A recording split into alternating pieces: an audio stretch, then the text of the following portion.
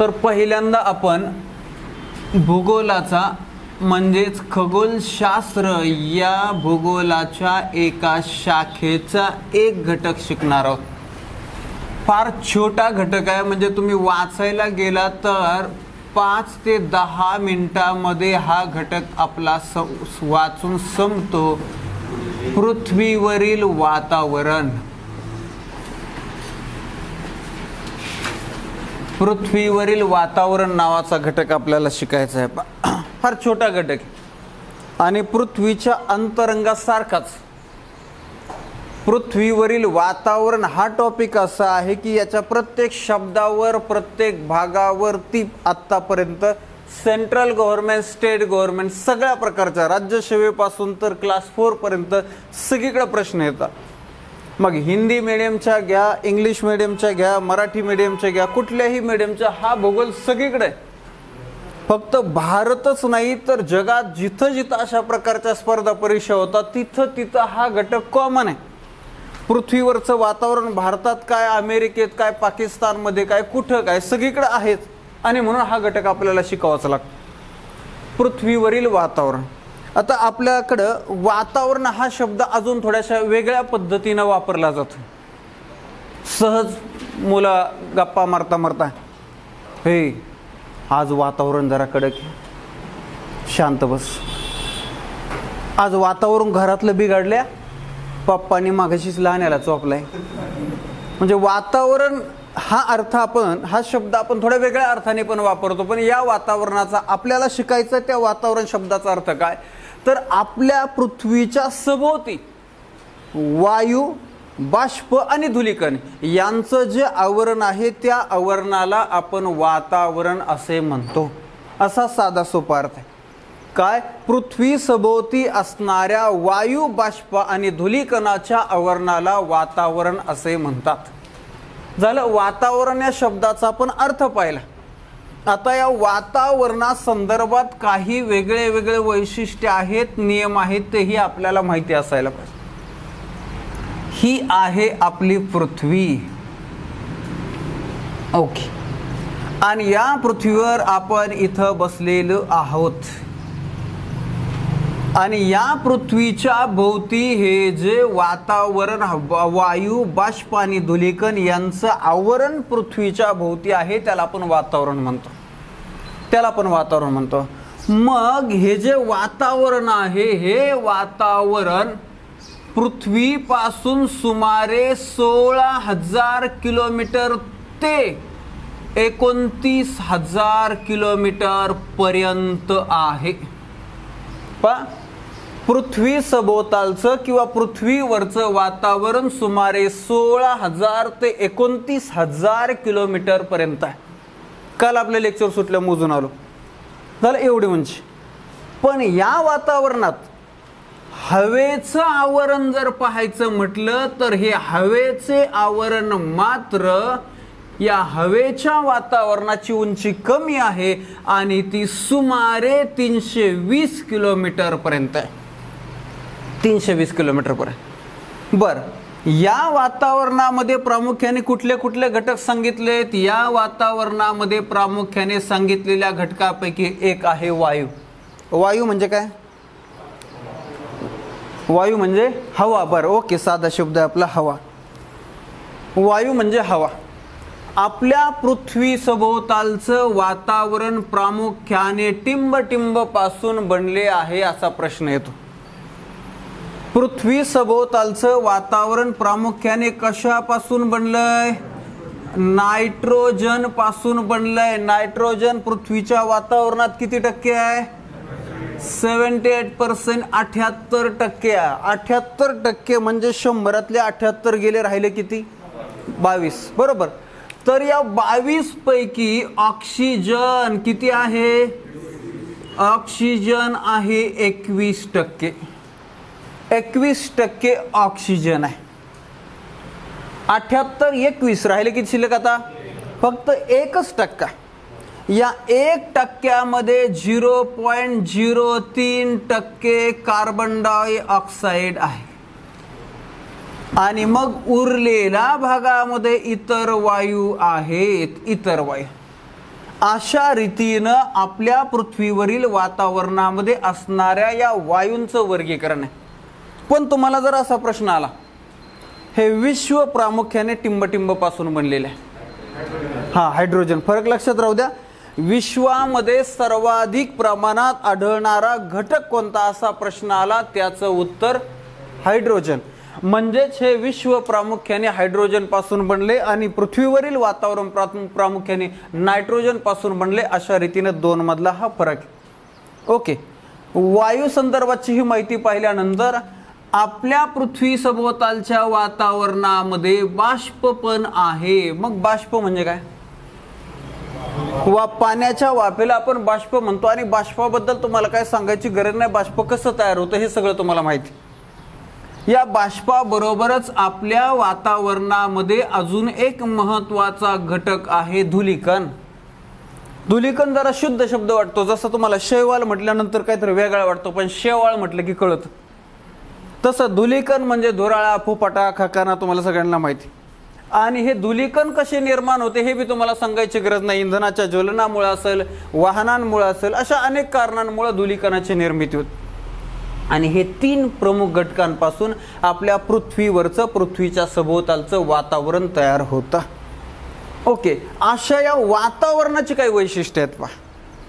हे वातावरणाचे वैशिष्ट्य इतके सोपे आहेत की आपण ते दररोज अनुभवतो. फक्त परीक्षेला जर फिरून प्रश्न आला तर आपल्या चुकायला नको.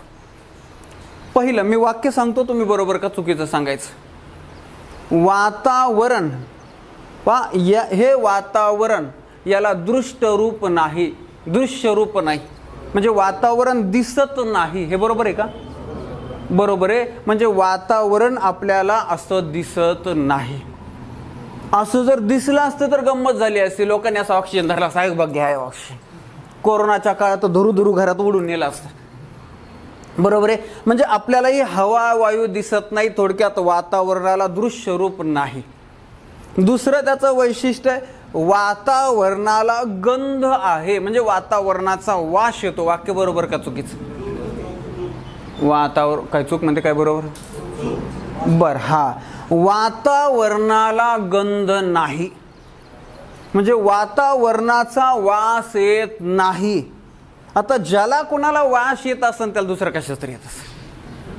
बायचान्स एखाद्या फुलाचा वास येऊ शकतो, सेंटचा कशाचा तरी वास येऊ शकतो, परंतु वातावरणाचा नाही. पण तिसरी गोष्ट, वातावरणास चव आहे का? नाही. वातावरणाला चव सुद्धा नाही, वातावरणाला टेस्ट नाही. घेऊन बघा, एखाद्याला जर जिभेला, आता चव आपण जिभेने पाहतो, जर जिभेला काही वेगळी चव लागली, खारट बिरट, तर सर्दी झालेली असावी. काहीतरी म्हणजे वातावरणाला चव नाही. जर असे हे वातावरणाचे 2-3 साधे सोपे वैशिष्ट्य आहेत, त्याच्यावर प्रश्न आला तर तो आपल्याला पैकीच्या पैकी मार्क देणारच. चला, आता या वातावरणात एक खास वैशिष्ट्य आहे पृथ्वी सभोवतालच्या वातावरणात.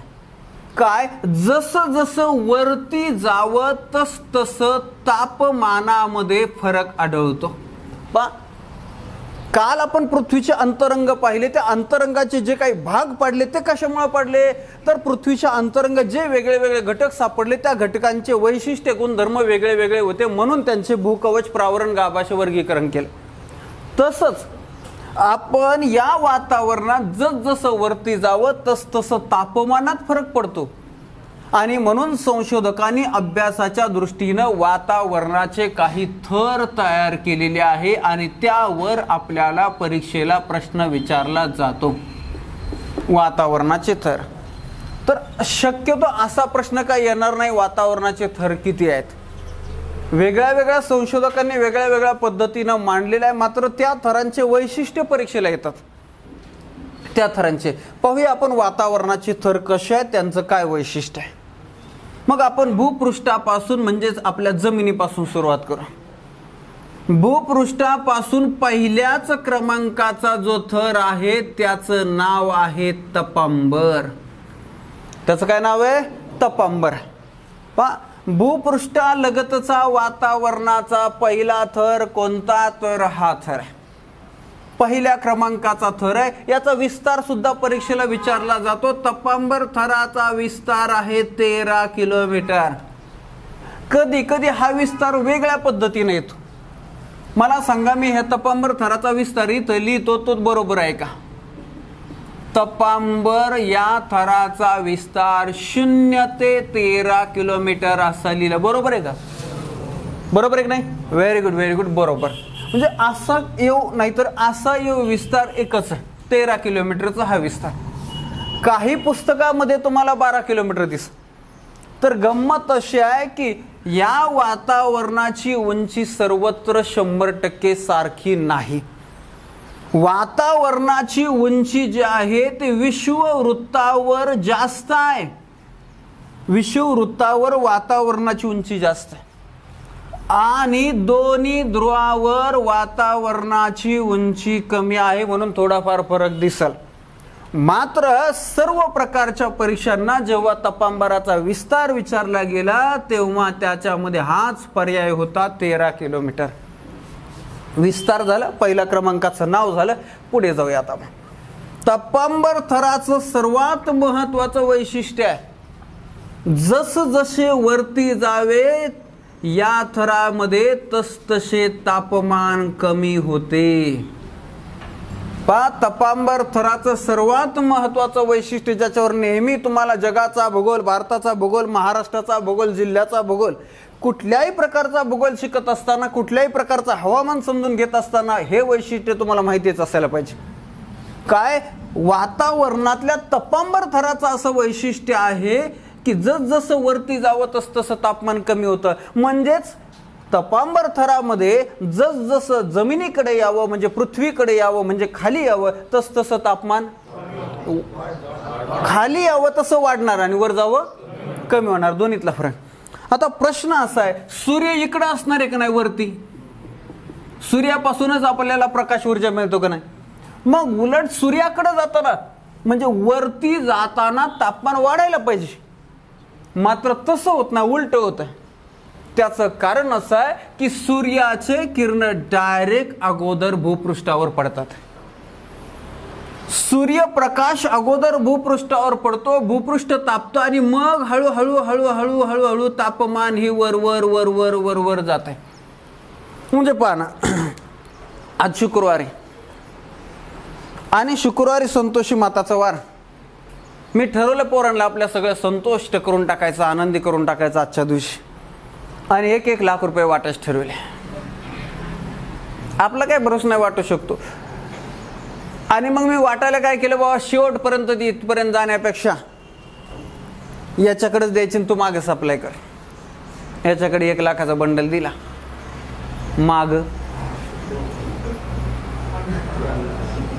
माग हा खूप प्रामाणिक असेल तर हा 90,000 देईल. हा 90,000वाला माग 80,000 प्रामाणिक असेल तर, नाहीतर काहीच देणार, काहीच नाही दिली बाबा म्हणून. काय कुठे गेले कोणच ठाऊ, काऊनी नेले. गम आपला माणसाचा स्वभाव असा. अगदी तसंच आहे. या भूपृष्ठाला जेवढं तापमान हळूहळू हळू वरती वाढते पण ते कमी कमी होत जाते. साहजिकच आहे, कमी होणार आहे. झाला पहिला नियम का तयार होतोय हे लक्षात आलं आपल्याला की जसं वरती जावं. आणि मग याच्यावरती परीक्षेला मग आपल्या महाराष्ट्राचा भूगोल, भारताचा भूगोल याच्यावरती परीक्षेला प्रश्न विचारला जातो. पाचगणी नावाचं थंड हवेचे ठिकाण कोणत्या जिल्ह्यात आहे? सातारा जिल्ह्यामध्ये पाचगणी. महाबळेश्वर कोणत्या जिल्ह्यामध्ये? बरोबर. माथेरान रायगड जिल्ह्यामध्ये. म्हैसमाळ, चिखलदरा अमरावतीमध्ये. सापुतारा गुजरात राज्यामध्ये सापुतारा. पंचमढी मध्य प्रदेश राज्यामध्ये पंचमढी नावाचं थंड हवेचं ठिकाण आहे. सातपुडा पर्वत रांगेमध्ये, ज्याला सातपुडा पर्वताची राणी म्हणतात. सर्व थंड हवेची ठिकाणं उंचावरतीच आहेत. बरोबर. सर्व थंड हवेची ठिकाणं उंचावरती असण्याचं कारणच आहे की जसजसं वरती जावं तसतसं तापमान कमी होतं. तर हा नियम आपल्याला अनेक ठिकाणी वापरायचा आहे. पाऊस पडतो आणि हा पाऊस कसा पडतो याच्यासाठी सुद्धा हाच नियम आहे. मात्र तो आपण पावसाळा या टप्प्यामध्ये पाहणार, इथं नाही पाहणार. झालं. तपांबर थराचं हे वैशिष्ट्य जे आहे अजून थोड्या वेगळ्या पद्धतीने विचारलं जातं. काय? तपांबर थरामध्ये जसं वरती जावं तसं 1 किलोमीटरला 6.5 डिग्री सेल्सिअस तापमान वाढते. म्हणजे पहिला नियम बेसिक आहे. हा प्रश्न येऊन गेलाय, कॉमन झालाय की तपांबर थरामध्ये जसं वरती जावं तसं तापमान कमी होतं. थांबा. तसंच या तपांबर थरामध्ये जसं वरती जावं तसं 1 किलोमीटरला 6.5 डिग्री सेल्सिअस तापमान कमी होते आणि वरून खाली येताना 1 किलोमीटरला 6.5 म्हणजे 6.5 डिग्री सेल्सिअस तापमान वाढते. अशा रीतीचं हा नियम आता परीक्षेला गेल्या काही वर्षामध्ये यायला लागला आणि सोपा आहे, काय अवघड नाहीये. उलट फक्त वर जाताना कमी होणारे, खाली येताना वाढणारे. किती? 6.5 डिग्री सेल्सिअस. ओके. आता एक बेसिक कॉमन, तुम्ही स्पर्धा परीक्षेचा अभ्यास करत असताना एक कॉमन नियम तुम्हाला माहिती आहे, जो मला वाटतं कालही आपली त्याच्यावर चर्चा झाली होती. ओझोनचा थर. हा जो ओझोनचा थर आहे हा वातावरणाच्या कोणत्या थरामध्ये आहे? हा स्थितांबरामध्ये. हा झाला कॉमन नियम. मात्र गेल्या काही वर्षामध्ये परीक्षेमध्ये असं फसवलंय की खालीलपैकी कोणत्या वातावरणाच्या थरामध्ये 10% ओझोनचा थर आहे, तर तो या तपांबरामध्ये. म्हणजे 100 पैकी 90% ओझोनचा थर स्थितांबरामध्ये, पण ओझोनचा 10% थर जो आहे, 10% ओझोन हा तपांबर या थरामध्ये आहे. हे एक त्याचं आगळं वेगळं महत्वाचं वैशिष्ट्य झालं. तपांबर थराचं पुढचं वैशिष्ट्य, या थरामध्ये सर्वात जास्त बाष्प असते. या थरामध्ये वायूची घनता वस्तुमान सर्वात जास्त. म्हणजे वायूचं एकूण जे वस्तुमान आहे पृथ्वीच्या वातावरणात त्यापैकी 80% वस्तुमान एकट्या या थरात आणि बाकीच्या सगळ्या थरात उरलेलं 20%. संपूर्ण वातावरणात जेवढं बाष्पाचं प्रमाण त्यापैकी 90% बाष्प एकट्या ह्या तपांबर थरामध्ये. मग मला सांगा, 80% वायू या थरात, 90% बाष्प या थरात. याचा अर्थ इथं या थरात ढगांची निर्मिती होत असेल का नाही? जर या थरात ढगांची निर्मिती होते तर पाऊस कुठल्या थरात पडत असेल? याच थरात पाऊस पडतोय.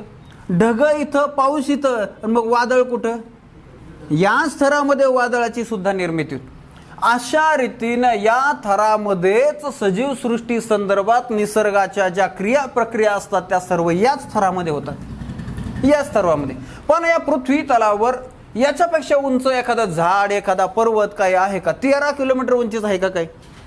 जगात सर्वात उंच जे पर्वत शिखर आहे ते माउंट एव्हरेस्ट 8,848 मीटर.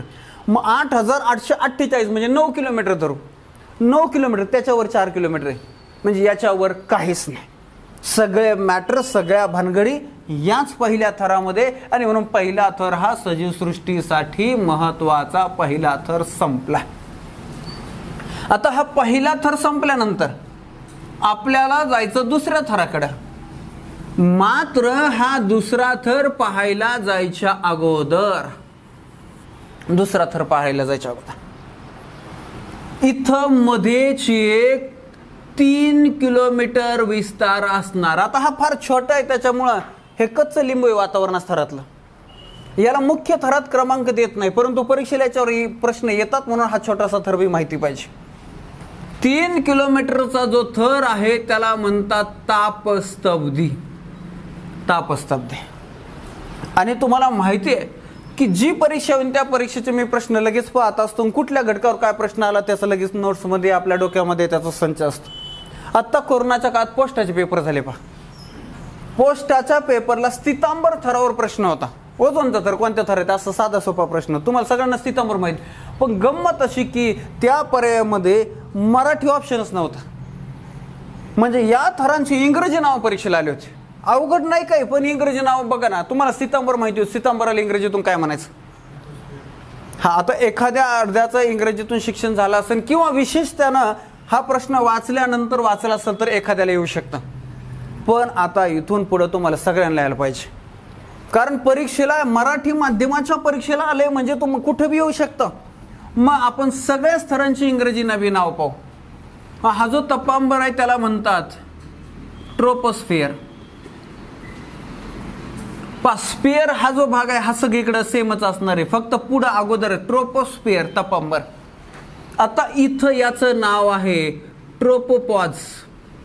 ट्रोपोपॉज तापस्तब्दी. तापस्तब्दीचा विस्तार किती आहे? 3 किलोमीटर. बर, याला असं का एवढा एवढा छोटा थर आहे त्याचं वेगळं, तरीही त्याचं वेगळं अस्तित्व का शिकवलं जाते आपल्याला, का आहे वातावरणामध्ये? त्याचं कारण आहे की या थरामध्ये तापमान स्तब्ध असतं, तापमान बदलत नाही, तापमान स्थिर असतं. वातावरणाचा असा थर वर जा खाली या तापमान स्थिर असतं, तापमान स्तब्ध असतं, म्हणून तर त्याला नाव आहे तापस्तब्दी. पॉज. पॉज म्हणजे थांबणे. आपल्याला तुम्ही मोबाईल कॉम्प्युटर वापरता तुम्हाला माहिती. आणि म्हणून इथं तापमान वाढायचं कमी व्हायचं थांबलेलं असतं, म्हणून तर नाव आहे तापस्तब्दी ट्रोपोपॉज. ओके. 2 वर्षापूर्वी एका परीक्षेला अजून एक वेगळा प्रश्न आला होता. पण प्रश्न एकदम सोपा होता, फक्त पुस्तकात नव्हता म्हणून पोरं चुकले.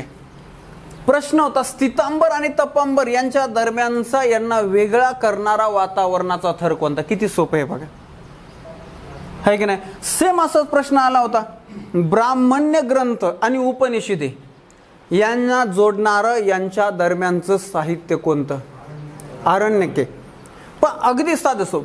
2012 डीएडच्या सीईटीला शिक्षण शोक भरती बघा आता घोषित केली ह्या वर्षी, आणि 2012च्या डीएड सीईटीच्या परीक्षेला ही असाच एक साधा सोपा प्रश्न आला. त्यावेळेस अवघड वाटला, आता तुम्हाला एकदम कॉमन वाटणार आहे. जिल्हा परिषद आणि ग्रामपंचायत यांना जोडणारा दुवा पंचायत समिती. बघा आता त्यावेळेस नव्हता आला, आता कॉमन आहे. म्हणजे प्रश्न असा असतात, एक लाट असते, एक त्या प्रकारचे त्या स्वरूपाचे प्रश्न सुरुवात होत.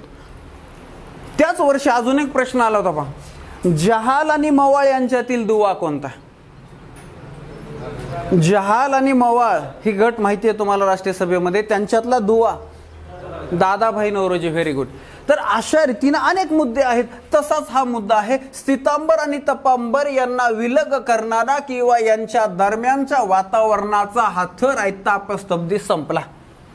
आता जाऊया आपण हा दुसऱ्या क्रमांकाचा मुख्य थर पाहायला. त्याचं नाव आहे स्थितांबर. स्थितांबर. स्थितांबराला इंग्रजी मध्ये काय म्हणतात? स्ट्रॅटोस्फिअर. स्ट्रॅटोस्फिअर म्हणतात स्थितांबर. पण स्थितांबर या थराचा विस्तार अगोदर तुम्हाला सांगतो. स्थितांबर थराचा विस्तार आहे 13 ते 50 किलोमीटर. 13 ते 50 म्हणजे 50 किलोमीटर पर्यंत. इथपर्यंत मुख्य थर येतोय तपंबर, आणि त्याच्यानंतर हा स्थितांबर. हा उपथर आहे, हा छोटा आहे म्हणून याचा विस्तार इथं विचारात घेतलेला नाही. डायरेक्ट 13 ते 50 स्थितांबर. बरं, याला असं का नाव दिलं? तुम्ही इंग्रजीतून जरी पाहिलं किंवा मराठीतून जरी पाहिलं, हिंदीतून कुठल्याही भाषेतून पाहिलं तर त्याचा अर्थ तोच होतो. वातावरणाचा असा थर ज्या थरात हवेची हालचाल होत नाही, स्थिर आहे वातावरणाचा तो थर, ज्याला म्हणतात स्थितांबर. अशा रीतीनं हवेची हालचाल ज्या वातावरणाच्या थरात होत नाही त्याला स्थितांबर म्हणतात. म्हणजे याच्या या वैशिष्ट्यावरूनच त्याला ते नाव दिले. ओके. याच्यावर जास्त प्रश्न विचारले जातात, त्याचं एक खास वैशिष्ट्य आहे. या स्थितांबराच्या खालच्या भागात पहा, परीक्षेला असा प्रश्न आलेला आहे, ओझोनचा थर कोणत्या वातावरणाच्या थरात आहे? स्थितांबर कॉमन झालं. पण स्थितांबरामध्ये कुठल्या भागात ओझोनचा थर आहे? वरच्या, मधल्या, खालच्या? तर खालच्या भागात. त्याचा विस्तार पण तुम्हाला सांगतो, 16 ते 40 किलोमीटर. 16 ते 40 किलोमीटर या भागामध्ये ओझोनचा थर आढळतो. आणि आता तुम्हाला माहिती झालं की एकूण ओझोनच्या थरापैकी किती टक्के स्थितांबरामध्ये आहे? 90%. 90% ओझोनचा थर आहे. बरं, हा ओझोनचा थर का बरं महत्वाचा आहे आपल्यासाठी? सूर्यापासून येणारे हा अल्ट्राव्हायोलेट रेज, अतिनील किरणांचं हे शोषण करतो, आणि म्हणून शुद्ध आपल्या सर्वांना उपयुक्त असे सूर्यकिरण, सूर्यप्रकाश जमिनीवर येतात, म्हणून जीवावरण, पृथ्वीवरील सजीव सृष्टी जिवंत आहे. जर ओझोनचा थर नष्ट झाला किंवा कमी झाला तर हे अल्ट्राव्हायोलेट रेज म्हणजे विषयुक्त सूर्यकिरण पृथ्वीवर येतील, आणि मग हळूहळू सजीव सृष्टीला स्किनचे काहीतरी आजार सुरू होतील, वेगळे वेगळे आजार सुरू होतील आणि हळूहळू पृथ्वीवरची सजीवसृष्टी संपुष्टात येईल.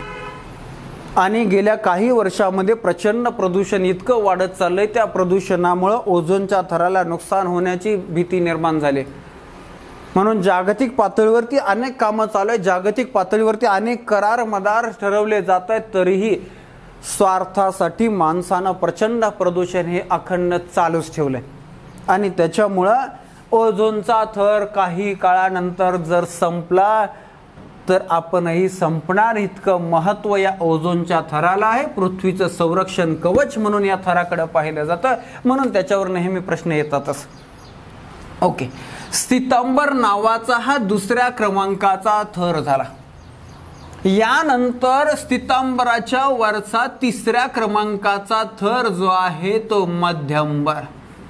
मध्यंबर तुम्ही गणितामध्ये थोडं शिकलेले आहात, भूमितीमध्ये, गणितामध्ये सरासरी शिकलेला असाल तुम्ही. सरासरी म्हणजे केंद्रीय प्रवृत्तीचे 3 प्रकार आहेत, त्यातला सर्वात विश्वसनीय आहे सरासरी. मात्र त्याच्यामध्ये अजून 2 प्रकार आहेत, त्यातला एक प्रकार आहे मध्यगा, जो तुम्हाला नाही. हां, शिक्षक भरती जी आहे, TET असेल, अभियोग्यता असेल, CET असेल, त्यांना तो आहे मध्यगा, मीडियन त्याला असं म्हणतात. तुमच्या सरासरीला मीन म्हणत असते, ॲव्हरेज. तर हे मध्यगा म्हणजे काय? फॉर एक्झाम्पल मी तुम्हाला 1, 2, 5, 7, 12 असे काही शब्द संख्या सांगितली. अजून एखादी लिहितो, समजा 14. आणि मग यांची केंद्रीय प्रवृत्ती आपल्याला शोधायची, तर 3 प्रकारचे असणार आहेत. त्यातले आपल्याला मध्यगा शोधायची म्हणजे 1, 2, 3, 5, 7, 12, 14 हे संख्याक्रमाने लिहिले आहे. आणि यांच्या मधोमध जी येते ती यांची मध्यगा. तुम्ही सरासरी काढताना यांची टोटल करणार तुम्ही. समेशन x/n किती आहेत, मग त्याने तुम्ही भागणार, याला म्हणायचं सरासरी. केंद्रीय प्रवृत्तीचा हा एक प्रकार आहे. केंद्रीय प्रवृत्तीचा हा दुसरा प्रकार आहे. मी हे का सांगतोय तुम्हाला, किती थर आहेत असं बघायचं नाही, पण तरीही आपल्याला मध्यंबर हे नाव देत असताना त्यांनी काय केले, खाली 2 वर 2 आणि मध्येच हा आहे, म्हणून याला नाव दिले मध्यंबर, ज्याला इंग्रजीमध्ये मेसोस्फिअर असं म्हणतात. मेसोस्फिअर, मध्यंबर. बरं, याचा विस्तार तुम्हाला सांगतो, 50 ते 80 किलोमीटर याचा विस्तार. विस्तारावर सगळ्या थरांवर प्रश्न येतात, विसरायचा नाही. 50 ते 80 किलोमीटर मध्यंबर. बर, या मध्यंबराचं काहीतरी वेगळं वैशिष्ट्य असावं तर आपल्याला, म्हणून तर आपल्याला सेपरेट शिकवला जातोय. तर काय वैशिष्ट्य आहे? वातावरणात सर्वात कमी तापमान कोणत्या थरामध्ये आहे? तर मध्यंबरामध्ये.